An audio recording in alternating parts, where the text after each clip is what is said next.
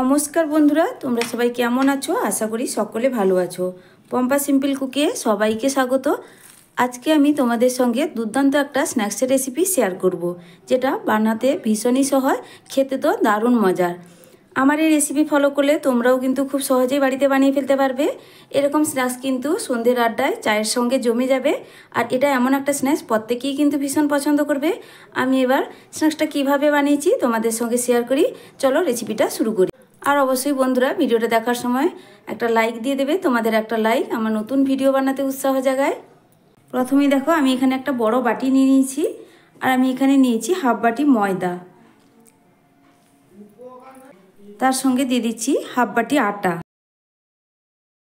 লবণ দিয়ে দিচ্ছি আমি স্বাদ মতো। দিচ্ছি কালো জিরা সামান্য, চা চামচের 4 ভাগের 1 ভাগ। চিনি দিয়ে দিচ্ছি সামান্য একটু, তোমরা নাও দিতে পারো। সামান্য একটু চিনি দিলে কিন্তু টেস্টটা খুব ভালো হয়। এবার দিচ্ছি রান্নার সাদা তেল, আমি এখানে 2 চামচ মতো দিয়ে দিচ্ছি। এবার সব কিছু ভালো করে হাত দিয়ে একটু মেখে নেব।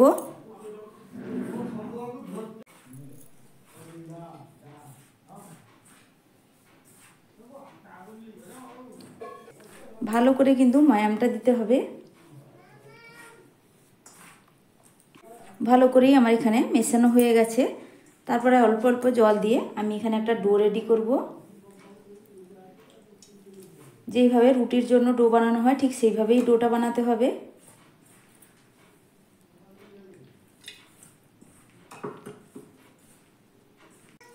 আমি এখানে আটা ময়দা দুরকম ব্যবহার করেছি। তোমরা চাইলে কিন্তু যে কোনো একটি দিয়েও বানিয়ে নিতে পারো, আটা কিংবা ময়দা। এখানে ডোটা আমার মাখানো হয়ে গেছে। দেখো, ডোটা খুব বেশি শক্ত হয়নি, খুব বেশি নরমও না। যেভাবে আমরা রুটি বানানোর জন্য আটাটা মাখাই ঠিক সেইভাবে। এবার এটাকে আমি ঢাকা দিয়ে রেখে দেব 10 থেকে 15 মিনিটের জন্য। তারপরে আমি আর একটা বাটি নিয়েছি, এখানে একটা গোলা রেডি করব, ময়দার গোলা। তার জন্য আমি এখানে নিয়ে নিচ্ছি 3 চামচ ময়দা।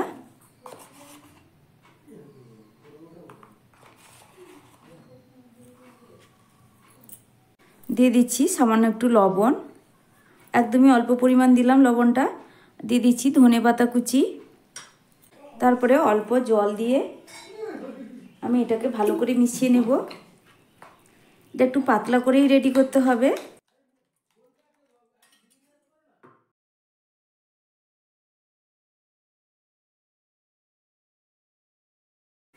ময়দার গোলাটা দেখো এখানে আমার রেডি হয়ে গেছে। একটু পাতলা করেই বানিয়ে নিতে হবে। এবার এই গোলাটাকেও আমি একটু সাইডে রেখে দিচ্ছি। এই গোলার মধ্যে আমি আরও একটা জিনিস ব্যবহার করব, সেটা আমি কিছুক্ষণ পরেই দেখাচ্ছি। তারপরেই দেখো, গ্যাসে আমি একটা ফ্রাইং প্যান বসিয়ে দিয়েছি। এখানে আমি একটা পুর রেডি করব। গ্যাসটা জ্বালিয়ে দেওয়ার পর এখানে আমি দিয়ে দিচ্ছি 2 চামচ মতো তেল। এবার তেলটা এখানে কিন্তু আমার গরম হয়ে গেছে। দিয়ে দিচ্ছি প্রথমে দুটো পেঁয়াজ, দুটো বড় সাইজের পেঁয়াজ আমি ছোট করে কুচিয়ে রেখেছিলাম, পেঁয়াজটা দিয়ে দিলাম। দিচ্ছি হাফ চামচ রসুন গ্রেট করা। দিচ্ছি গ্রেট করা আদা হাফ চামচ।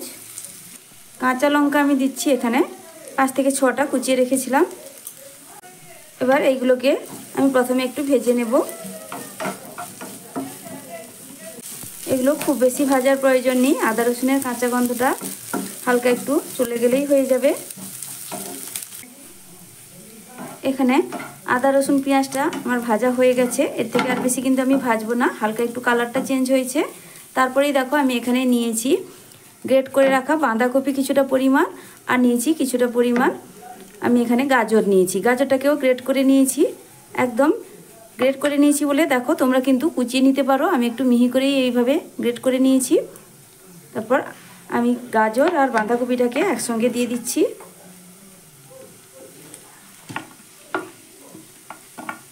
এবার দিয়ে দিচ্ছি স্বাদ মতো লবণ, সামান্য একটু হলুদ গুঁড়ো, আর এখানে আমি দিয়ে দিচ্ছি লঙ্কার গুঁড়ো। এবার সব কিছু মিশিয়ে আমি এটাকে ভেজে নেব। আমি এখানে ঝালের জন্য লঙ্কার গুঁড়ো ব্যবহার করেছি, কাঁচা লঙ্কাও ব্যবহার করেছি। তোমরা কিন্তু চাইলে যে কোনো একটা লঙ্কা ব্যবহার করতে পারো, কাঁচা লঙ্কা কিংবা গুঁড়ো লঙ্কা। যে যেরকম লঙ্কা পছন্দ করো সেইভাবেই ব্যবহারটা করতে হবে।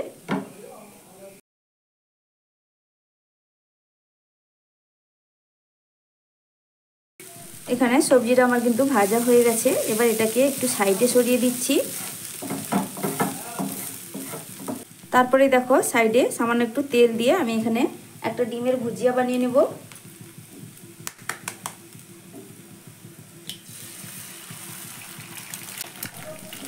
আমি এখানে একটা ডিম ব্যবহার করলাম, তোমরা চাইলে কিন্তু ডিমের পরিমাণটা বাড়িয়েও নিতে পারো।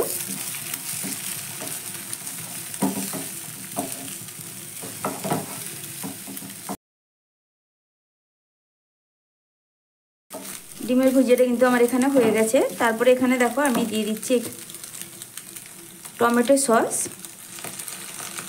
এখানে 1 টেবিল চামচের একটু বেশি আছে টমেটো সসটা। আর সয়া সস দিচ্ছি আমি 1/2 চামচ মতো। আবারও সব কিছু ভালো করে মিশিয়ে দিলেই কিন্তু পুরটা আমার এখানে রেডি।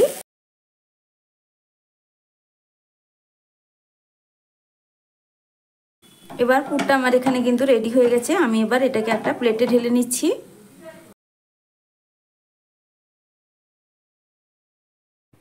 এবার আমি এখান থেকে ঢাকাটা খুলে নিচ্ছি।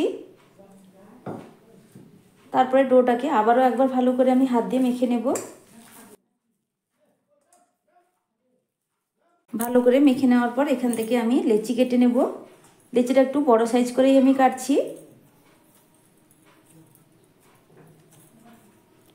দেখো ঠিক এইভাবেই লেচিগুলো কেটে নিতে হবে, একটু বড় করেই।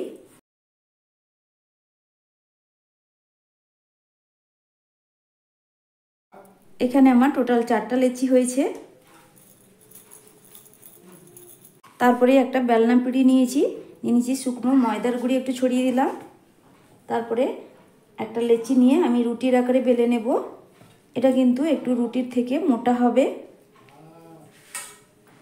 খুব বেশি মোটা না, কিন্তু রুটির থেকে একটু মোটা করে বেলে নেব।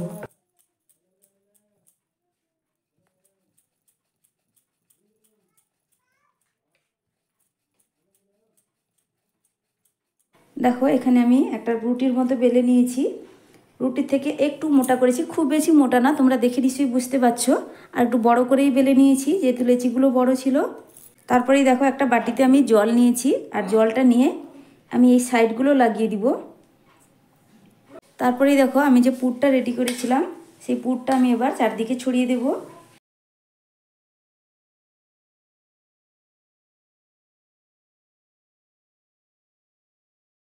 এখানে একটা মিডিয়াম লেয়ারের তৈরি করব আমি, খুব বেশি পাতলাও না খুব বেশি পুরো দেব না, একটা মিডিয়াম লেয়ার হবে।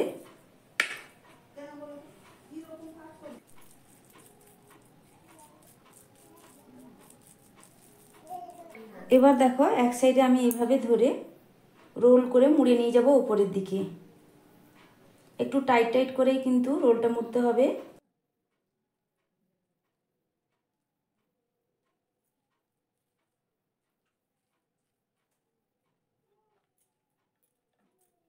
তারপরে দেখো মুখটা এইভাবে আমি দু সাইডে চেপে বন্ধ করে দিলাম।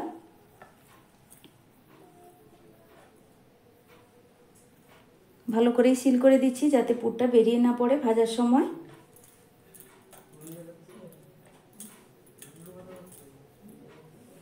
আমার রোলটা কিন্তু এখানে একদমই রেডি।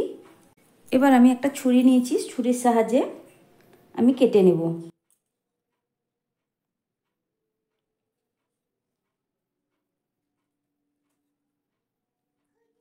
খুব বেশি মোটাও না খুব বেশি পাতলা করেও কাটছি না। দেখো আমি কেটে নিয়েছি। আমি খুব বেশি বড়ও করিনি আর খুব বেশি ছোটও করিনি, পাতলা করে কাটিনি, ঠিক এইভাবেই কেটে নিয়েছি। এবার এইগুলোকে একটা একটা আমি হাতে এইভাবে রেখে হাতের তালুতে হাত দিয়ে হালকা করে একটু চাপ দেব।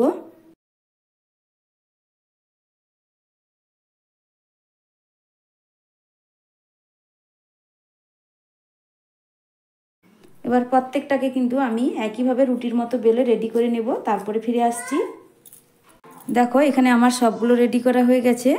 এখনই দেখতে কতটা লোভনীয় লাগছে। তারপরেই দেখো আমি এখানে যে ময়দার গোলাটা রেডি করেছিলাম তার মধ্যে আমি দিয়ে দিচ্ছি সাদা তিল। সাদা তিল আমি এখানে 1 চামচ দিয়ে দিচ্ছি, দিয়ে ভালো করে আমি মিশিয়ে নেব।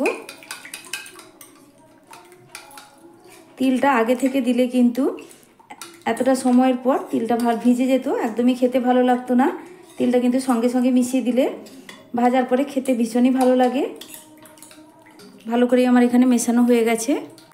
এবার স্ন্যাক্সগুলো ভাজার জন্য গ্যাসে আমি একটা ফ্রাইং প্যান বসিয়ে গ্যাসটা জ্বালিয়ে দিয়েছি। দিয়ে দিচ্ছি আমি তেল।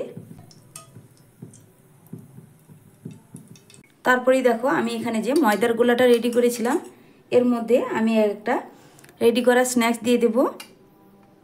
তারপরে ময়দার গোলা এইভাবে কোট করে নেব। তারপরে এই গরম তেলের মধ্যে একে একে ছেড়ে দিব।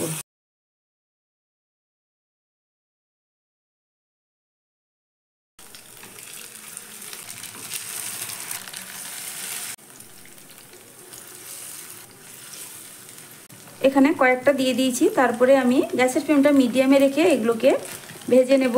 এক পিঠ হালকা ভাজা হলে তারপরে এগুলোকে আমি উল্টে দেব।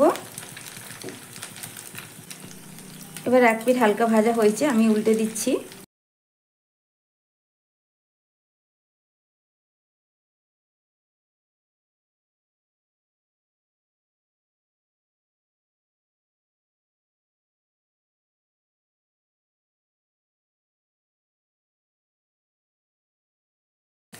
দেখো সবগুলোই কিন্তু আমি এখানে উল্টে দিয়েছি।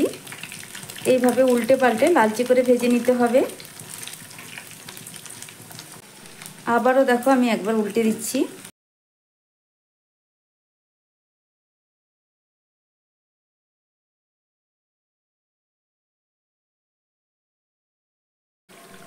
দেখো এখানে আমার স্ন্যাক্সগুলো কিন্তু ভালো করেই ভাজা হয়ে গেছে, সুন্দর একটা কালার চলে এসছে। এবার আমি এগুলোকে তুলে নিচ্ছি। একইভাবে বাকিগুলোকেও আমি ভেজে নেব। স্ন্যাক্সগুলো ভেজে নেওয়ার পর আমি এখানে একটা প্লেটে সার্ভ করে নিয়েছি। দেখো স্ন্যাক্সগুলো দেখতে কতটা সুন্দর হয়েছে আর ভীষণ মুচমুচে হয়েছে। তোমরা শব্দ শুনে নিশ্চয়ই বুঝতে পারছো। ভীষণ টেস্টি হয় এরকম স্ন্যাক্স, কিন্তু খুব সহজেই তোমরা বাড়িতে বানিয়ে ফেলতে পারবে। এটা এমন একটা স্ন্যাক্স প্রত্যেকেই কিন্তু ভীষণ পছন্দ করবে, ছোট থেকে বড়। আর এটা টমেটো সসের সঙ্গে খেতে তো আরও বেশি ভালো লাগে। তোমরা টমেটো সসের সঙ্গেও পরিবেশন করতে পারো কিংবা চায়ের সঙ্গে, সব কিছুর সঙ্গে কিন্তু ভীষণই ভালো লাগে। আমার এই আজকে স্ন্যাক্সের রেসিপি তোমাদের কেমন লাগলো কমেন্ট করে জানাবে। আর যদি ভালো লেগে থাকে প্লিজ বন্ধুরা লাইক শেয়ার সাবস্ক্রাইব করে দেবে। আজকের মতো টাটা, ফিরে আসছি নতুন এক রেসিপি নিয়ে।